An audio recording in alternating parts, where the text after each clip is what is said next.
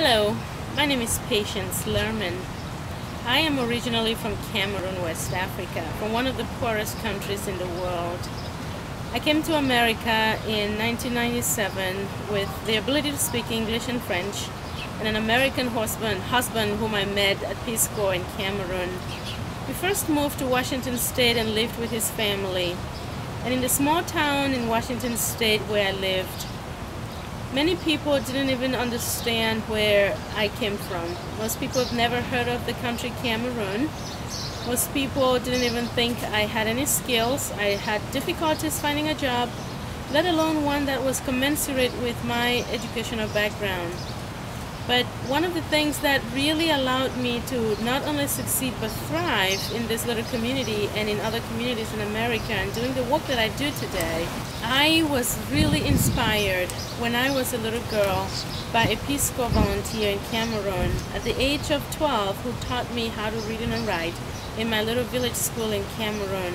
She showed me love, she showed me compassion, and she showed me that she didn't have to come from my tribe or my country to extend the same love and care and compassion that I experienced in my own family members.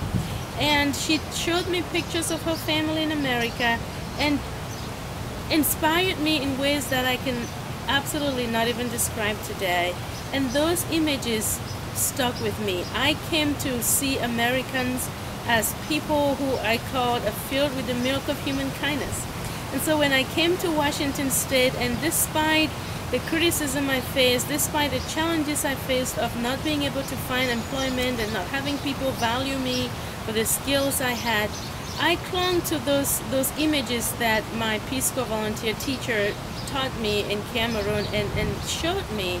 And I refused to despair. I believe in what is good about America because I experienced that goodness firsthand as a little girl through this Peace Corps volunteer, and I knew that if I clung to that image and I worked hard and I proved to the people in my community in Washington State that I could make it in America. And so I had my opportunity. I eventually met a gentleman who was a part of a Kiwanis Club, and I asked him if he would invite me to come and speak to the leaders of this little town and just tell them who I was and what I had to offer.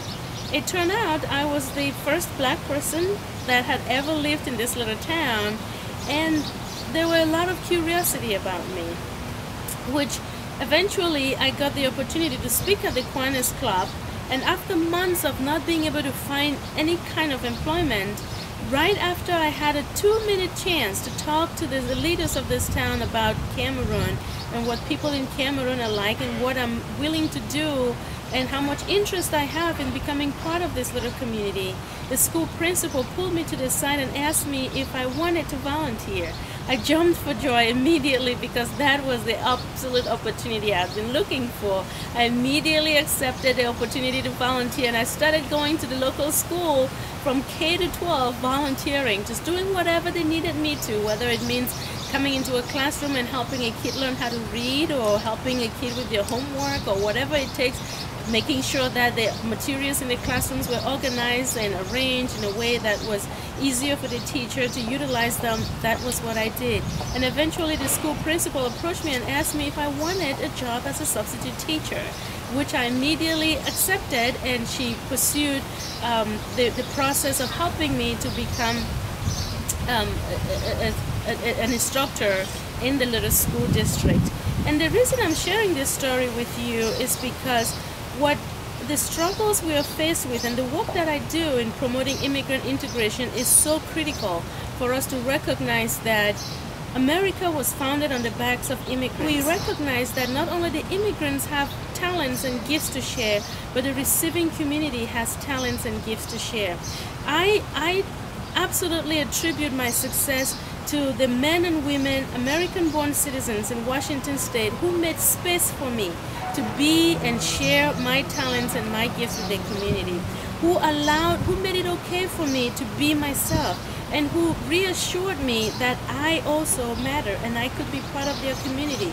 And those are my real heroes.